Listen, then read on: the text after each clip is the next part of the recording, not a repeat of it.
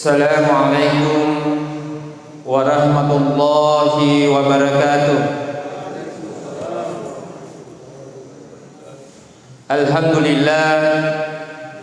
Alhamdulillahi rabbil alamin, wa bihi nasta'inu ala umuri din waddin, wassalatu wassalamu ala asrafil anbiya'i ala mursalin wa ala alihi wa sahbihi ajma'in, amma ba'du. Sini teman-teman lebih ke surah-surah lebih ke urani makoto pamakundai yang insyaallah dirahmati Allah Subhanahu wa taala. Ipada patarakai tanda syukur terdigang kata nania mapuji terdigang kata lori sese marajana Allah taala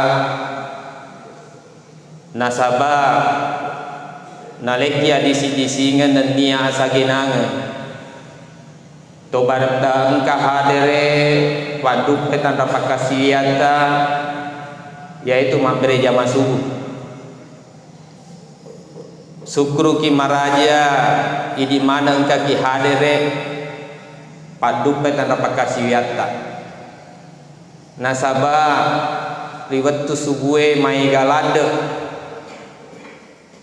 faedah manfaat dan amalan yang bisa kita dapat ketika kita hadir mengerjakan sholat subuh di masjid. Yang pertama adalah nasen nabita nahindari ki pole sifat munafik. Nasaba makanya nabita na rekomelo komite tanda-tandana atau munafik taide sempajang isana dan nia sempajang subuhna. Alhamdulillah kaki pada hadir. Tapi aja to terlangsung tani bali bolata ero bali bolaku dena joko masuk pajak subuh. Jangan sampai malase kasih nak bui nange tu namas mandri subuh engkau mumpa sisa buka puasana cindolo kemudian palu basa palabutu nagi somane sisa nama pati watana dena sempat diok kamai mas sempajak ke bolana. Iya riwat tu subuhe engkato adesena nabita makadana nigi atanna kumla taala moto makanjai kondisi kesehatanna makanjai andrena nania makanjai pakaianna iena ratu atanna kumla taala paling sogi terasa memiliki dunia dan akhirat. Kosea muki makanya muyan reta iya selematu letu mabuka ki makanya pakiata insyaallah ini adalah orang yang paling kaya. Kemudian riwayat subuhe engka sempaja 2 rakaat riolona subuhe bisa kita kerjakan sebelum berangkat ke masjid, bisa juga di masjid. Kalau saya lebih suka biasanya kerjakan di rumah baru ke masjid. Karena engka tuh sunnah nih. Salat yang paling baik saat dikerjakan yaitu salat sunnah di rumah kecuali salat fardu.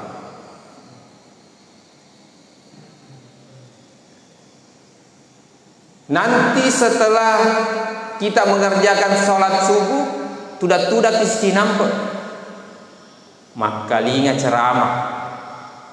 Bayangkan nareko engkau tahu hadiri majelis ta'lim majelis ilmu kita bersama malaikat ribuan malaikat ini di sekitar kita mendengar karena malaikat itu sangat suka mendengar mendatangi kalau ada majelis ta'lim bukan hanya duduk tapi mendoakan orang yang hadir pada saat itu supaya diberi rahmat keberkahan Allah Subhanahu wa taala. Insyaallah subuh ini kita mendapatkan berkah dan rahmatnya Allah Subhanahu wa taala. Pura siero lolongan di ilmu, lolongan di pahala berkah tudak ki tata ading ni wetun nasuruk sempaja pamulas subuh toma sempaja 2 rakaat kodek dule menre umroh si bahaji nasabah kurangi duita. Ada amalan yang bisa menyamai itu. Salat 2 rakaat seperti naik haji dan umroh secara sempurna. Itu yang disebut Rasulullah. Luar biasa nikmat dan pahala yang diberikan Allah Subhanahu wa taala di subuh hari ini. Ini neto sogila anda ye subuh. Deto yang lupai salawan nama pasalam alo nabita Nabi nabatroki asilewan nenia asalamakun. Lakadakana lakum fi Rasulillahi uswatun hasanah. Nabi yang sangat mulia, manusia yang mulia yang diciptakan oleh Allah Subhanahu wa taala, yang sempurna ibadahnya, tutur katanya, tingkah lakunya, sehingga kita menjadikan suri toladan, pemimpin yang paling baik di muka bumi ini. Dan sebagai umat Islam tidak ada keraguan baginya dan tidak ada cara kita tidak mengikuti beliau. Mungkin kita semua selalu mengucapkan syahadat asyhadu la ilaha illallah wa asyhadu anna muhammadar rasulullah. Apakah kita selama ini hanya sekedar mengucapkan? Bagaimana pengakuan keesaan kita kepada Allah Subhanahu wa taala? Jangan sampai hanya sekedar kita ucapkan di bibir kita, tapi dalam kelakuan dan ibadah kita di sehari-hari jauh dari ini. Kita tahu mengerjakan segala perintah Allah Subhanahu wa taala dan menjauhi segala larangannya. Apakah kita melakukan selama ini? Dibandingkan dengan nikmat yang diberikan oleh Allah Subhanahu wa taala kepada kita. Kita mengakui Rasulullah adalah utusan Allah, tapi apakah selama ini wujud cinta tak kepada Rasulullah mengerjakan apa yang telah diperintahkan Allah Subhanahu wa taala melalui Rasulullah? Jangan sampai ibadah kita, baik ibadah pribadi dan ibadah sosial kita, melebihi dari apa yang telah disampaikan Rasulullah. Masih ada ibadah-ibadah kita yang sudah ada tuntunannya, kita seakan-akan menambahi ibadah itu. Nah sahabat Nabi tadi nasalai yelinu narekode sempurna napa gurungaki ibadah. Jangan sampai kita menambahkan ibadah-ibadah yang tidak diajarkan oleh sahabat, yang tidak diajarkan oleh Rasulullah. Narekomka ibadah yang kita lakukan dengan dasar bahwa baik yemue dan sebagainya tanpa tuntunan Rasulullah, berarti kita merasa lebih pintar daripada Rasulullah. Baru mukadimah depan antama intina. Jamaah subuh yang insyaallah dirahmati Allah Subhanahu wa taala.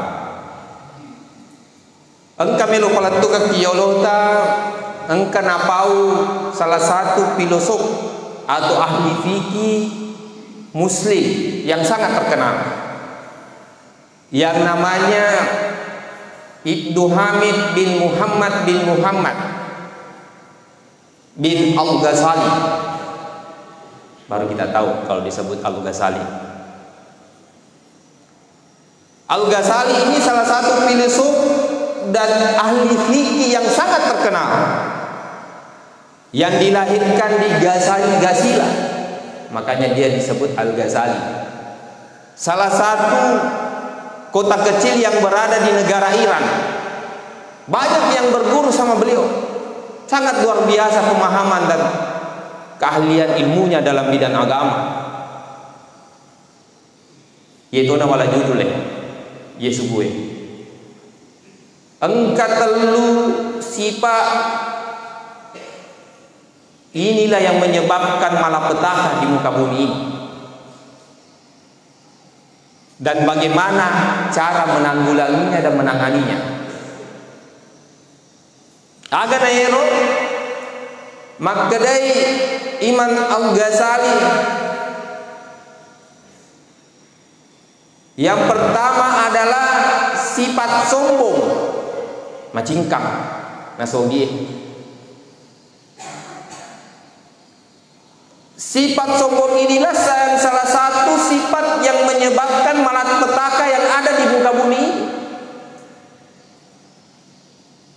Ketika kita mau melihat sejarah sepanjang hidup manusia, mulai sebelum manusia diciptakan oleh Allah, yaitu nenek Adam, ada makhluk Allah yang sangat mulia dan sangat patuh kepada Allah yang namanya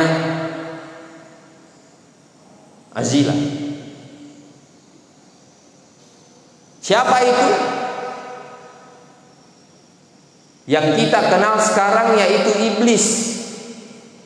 Iblis itu sebelum diciptakan Adam alaihissalam, itu salah satu makhluk Allah yang paling setia, yang paling patuh,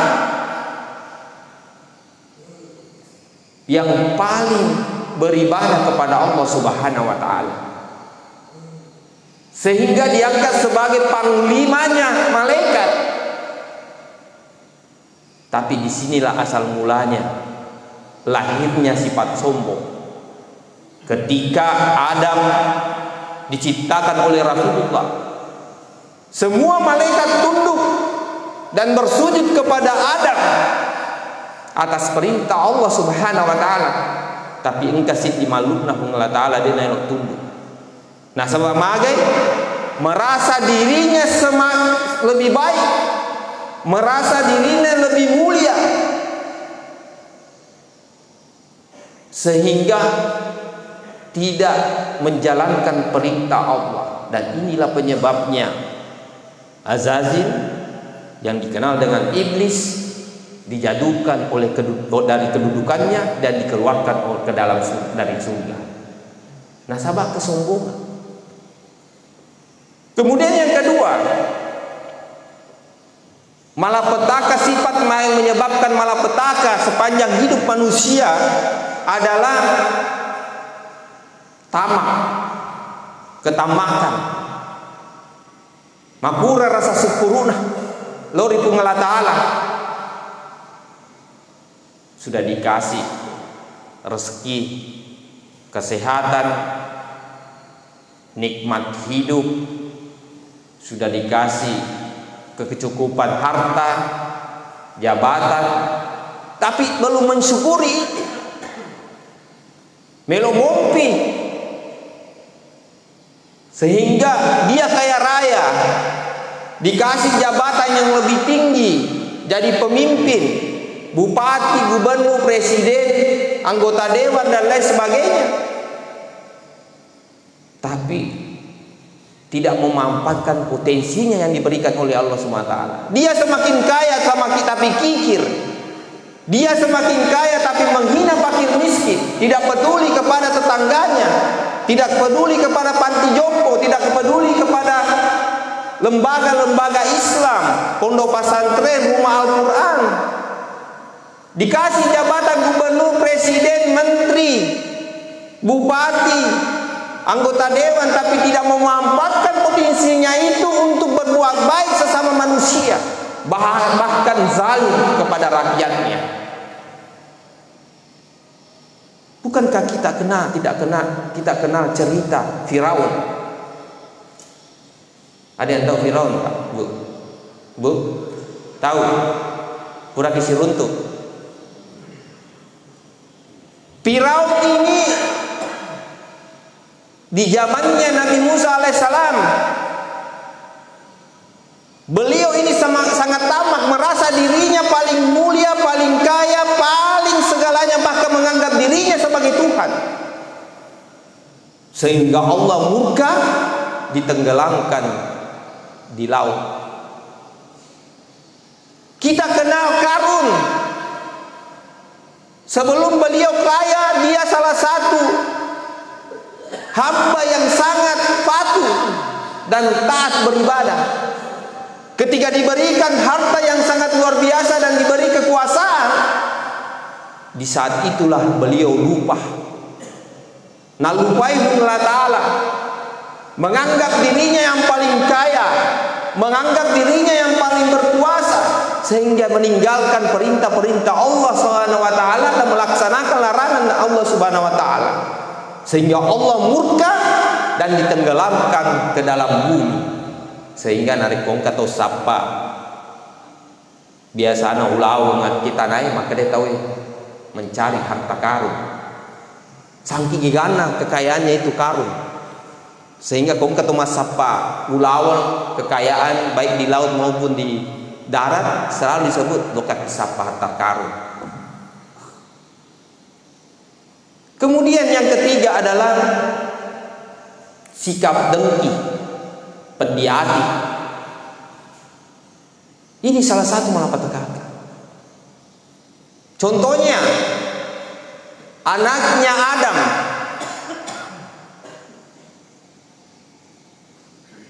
yang diciptakan oleh Allah Subhanahu wa taala, yang pertama Habil dan Qabil, di mana Habil dengki terhadap saudaranya yaitu Qabil sehingga membunuh saudaranya. Dia sebabkan dengkinya dia mendapatkan istri yang cantik, panennya bagus. Kedengkiannya itulah sehingga membunuh saudaranya, dan inilah salah satu yang menyebabkan malapetaka. Ketika kita melihat konteks sekarang, kondisi saat ini, engkau mumpi gairo si pae, bu, engkau mumpa, dega gatoke di, masih ada itu sifat sombong, masih ada itu sifat tamak, dengki, macingkang, dena syukurullah fi ta'ala, mapediati. Kalau kita mau melihat situasi, jangankan di kampungnya orang, di kampung kita sendiri masih banyak yang memiliki sifat-sifat ini. Napi cek kekayaannya luar biasa, dipamerkan kiri kanan, pesta murah dan lain sebagainya, sampai melupakan perintahnya Allah, larangannya Allah Subhanahu wa taala. Tidak ada larangan kita kaya, tapi harus ada koridor-koridornya yang harus dijaga. Bagaimana kekayaan itu kita manfaatkan untuk kepentingan Allah Subhanahu wa taala, untuk kepentingan agama kita. Bagaimana potensi kekayaan kita itu kita manfaatkan untuk di jalan Allah Subhanahu wa taala. Sehingga Imam Al-Ghazali engkau cara supaya kita terhindar dari sifat sombong, tamak dan dengki. Meloki makalinya bu, meloki ya, sambil menunggu waktu suruh. Agar nayero nareko meloki terhindar dari sifat ini. Yang pertama, selalu kita berzikir kepada Allah Subhanahu wa taala. Ya. Jangan pernah lepas mulut kita ini berzikir kepada Allah Subhanahu wa taala. Bertahmid, bertasbih, beristighfar, bertakbir. Nareko naleki dalle Allah taala. Apakah itu dalle pangkat, rezeki, jabatan dan lain sebagainya? Apa yang kita ucapkan? Alhamdulillahi Rabbil Alamin. Kita selalu mengucapkan ini.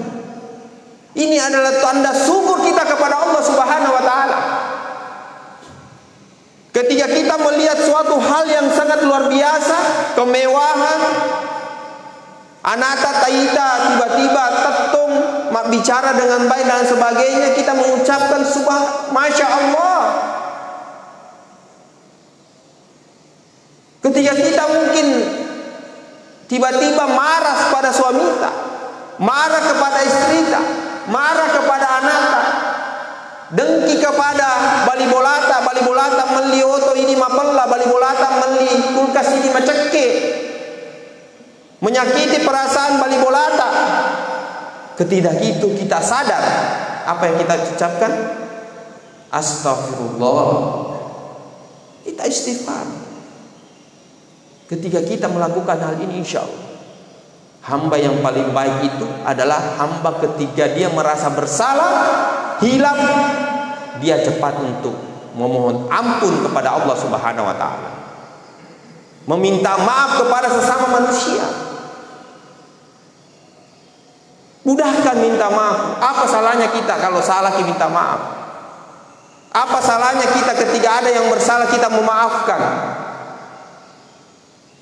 Karena kesombongan, karena kedengkian, keangkuhan, egois, sehingga kita terkadang kalau ada yang salah kita tidak memaafkan. Kemudian yang kedua adalah membaca Al-Quran. Di bulan suci Ramadan ini momentum bagaimana kita mendalami Al-Quran, memperbanyak bacaan kita. Kau perlu temeki ekesyaga. Tapi sebenarnya yang sangat afdal itu bukan sekedar membaca Al-Quran, temeki ke telu, temeki ke lima. Yang paling afdal itu bagaimana kita mengerti apa yang kita baca. Sekali-kali kita buka itu terjemahannya, tafsirnya. Aga na po hero Al-Quran ni. Kui baca bawah mi dega iseng. Bukankah kita memahami dan meyakini bahwa Al-Quran itu adalah petunjuk dari Allah Subhanahu wa taala? Narekemedo selama lino na akhirat. Tapelajari Al-Quran ni, tapelajari hadis. Ini tuntunan dua hal yang sangat penting kita pelajari untuk selamat dunia dan akhirat. Bukan sekedar membaca, bukan sekedar mengerti apa di dalamnya, tapi yang sangat abdul adalah agero isengi euro pureta bacai talakukan dalam kehidupan kita sehari-hari. Sininna sahabat Nabi tidak semuanya tapis, tidak semuanya habis Quran. Umar bin Khattab itu paling sedikit hafalannya, tapi dia lebih mengutamakan apa yang dihafal, apa yang dibaca dilakukan dalam kehidupannya sehari-hari, sehingga dia dikenal sebagai pemimpin yang tegas, pemimpin yang ditakuti. Jangankan manusia, setan pun napi nakalinya gerak langkah kakinya lari ngero setannya. Ero Umar bin Khattab pun jongkai suatu daerah, dan lalu ero setangi kongke pura naloi. Umar bin Khattab sambil takutnya ini, apalagi seorang manusia, sehingga dia memimpin 3/4 benua di dunia ini. Saking luar biasanya ini Umar bin Khattab. Usahakan kita membaca, memahami dan melaksanakan dalam kehidupan kita sehari-hari. Karena obat yang paling baik, obat hati yang paling baik itu adalah membaca Al-Quran. Narekodeta tenang, gelisah ki, tidak bersyukur ki, ada hal yang ganjal dalam hati kita. Coba kita buka Al-Quran dan membacanya, insya Allah kita akan tenang. Kemudian yang ketiga adalah jangan tinggalkan Al-Quran, jangan tinggalkan sholat. Sholat ini sangat luar biasa, tiangnya agama. Ada rukun Islam 5, yaitu membaca kalimat syahadat, mengerjakan sholat, berpuasa di bulan suci Ramadan, kemudian naik haji, membayar zakat. Tapi ketika sholat yang kita tidak lakukan, percuma ini yang lain. Bagaikan tiang di dalam rumah, sholat itu adalah tiangnya agama. Narekulnya yang sepajangnya akan runtuhlah agama kita, akan runtuhlah sebuah bangunan kalau tidak ada tiangnya. Jangan tinggalkan sholat dalam situasi apapun. Jangan kita hanya rajin di bulan suci Ramadan, setelah keluar di bulan suci Ramadan kita tinggalkan kembali. Tapi ketika kita mau melihat bahwa kita termasuk orang yang la'allakum tattaqun, maka lihatlah setelah keluar dari bulan suci Ramadan. Apakah setelah di bulan suci Ramadan puasa masih kita jalankan puasa sunnah? Apakah sholatnya semakin bagus, zikirnya semakin bagus, baca Al-Quran tetap? Jangan sampai setelah kita sholat kerudunta atau mukenata yang paling bagus disimpan kembali di lemari yang baik. Al-Quran tak disimpan lagi di rak.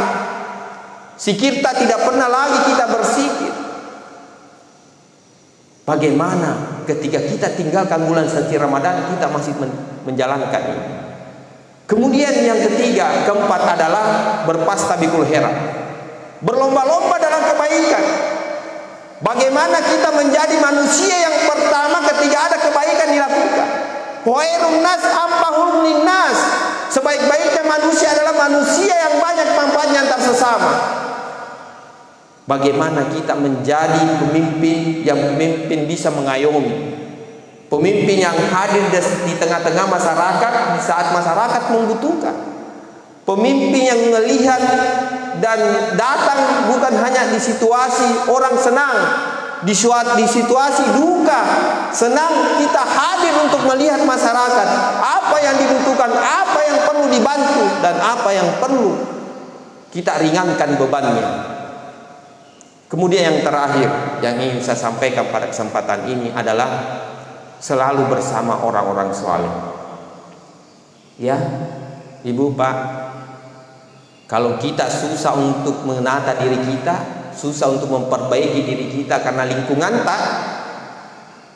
tak yang suka hura-hura, lingkungan tak kita yang berpesta-pesta, meninggalkan perintah Allah, menjalankan larangan Allah, maka tinggalkanlah daerah itu.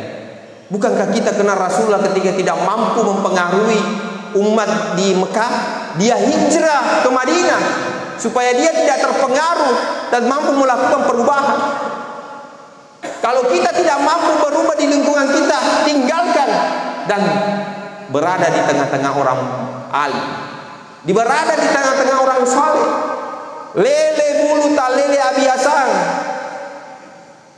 Nigi to ya ceki biasanya, insya Allah kita akan seperti mereka. Kalau maceki to maceki to alim narik maceki. Orang yang curang zalim kita akan ikut curang dan zalim. Pemimpin kita saat ini, inilah wajah rakyat. Kalau rakyatnya baik, insyaallah pemimpinnya baik. Nah, kalau rakyatnya makanya sopan, santun, pintar, cerdas, akan pintar, cerdas, santun rakyat. Tapi apabila rakyatnya yang tidak melihat itu, seperti itu jugalah pemimpin kita. Kitalah yang cerminan pemimpin yang ada. Maka dari itu usahakan kita bersama orang alim. Nah, selama lagi, Bu, Pak, di akhirat nanti itu orang-orang alim, orang saleh akan melihat siapa yang masuk surga. Dia akan mencari saudaranya, sahabatnya di waktu dunia, bersama-sama di masjid mendengar ceramah, bersama-sama di masjid pergi sholat subuh, sholat tarawih, berpuasa, membantu orang di masjid untuk menyiapkan berbuka. Nah, sapa kimatu, tegi si pulang, tegi si haji, tegi bapak haji, ibu haji. Kenapa saya tidak lihat, ya Allah? Di mana mereka? Sewaktu saya hidup di dunia, saya bersama-sama mereka mengurus masjid Pastabikul Khairat, masjid Jamiatul Ariyah, masjid Nurul Ihsan dan lain sebagainya. Di mana mereka? Saya berpuasa bersama-sama, saya salat bersama-sama, saya tadarusan bersama-sama. Mereka tidak akan mau masuk ketika tidak melihat sahabatnya. Inilah manfaatnya ketika kita bersama orang-orang alim, orang-orang saleh. Ibu, bapak, upasak kiai di mana? Insya Allah, mudah-mudahan kita di sini ada yang masuk surga. Kalau bukan kita, saya. Kalau bukan saya, kita. Narikutama kiseruga. Ibu, Pak, ya, Tangerang. Narikutama kiseruga matu. Dek tai Telvianto, tai Sapalang, dek tai te Haji Riyadi, dek tai te Haji Rukmata Sapalalu. Tote sapa na tu ke akhiradi. Tegi kasih ye tamat waktu, tegi surat-suratku. Jangan kita hanya mementingkan diri kita. Mari kita saling mencari di akhirat kelak. Mudah-mudahan kita semua bersama-sama di surganya Allah. Kita hidup di dunia ini hanya sebentar, Ibu. Sebentar. Kenapa begini? Kalau kita mau melihat umurnya kita dibandingkan umur akhirat, 1 jam di akhirat, kita hidup di 1000 tahun di dunia.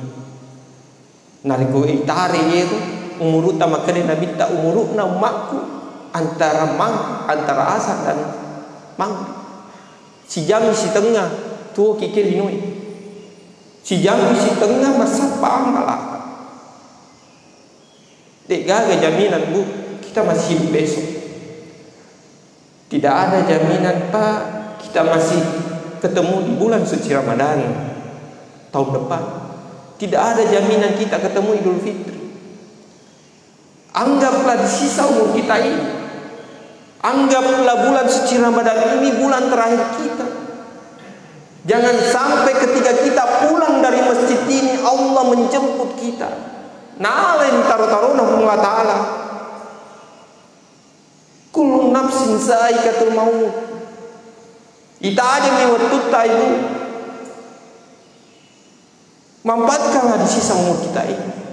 Mudah-mudahan di bulan suci Ramadan ini ada zikirta, ada puasata, ada mengajita, ada tarawihta, ada kebaikan-kebaikan tak yang lain. Mampir puasa, buka puasa masih dekat. Dan salah satunya nanti diterima oleh Allah Subhanahu wa Ta'ala. Dan itulah yang menyebabkan kita insya Allah masuk surganya Allah Subhanahu wa Ta'ala.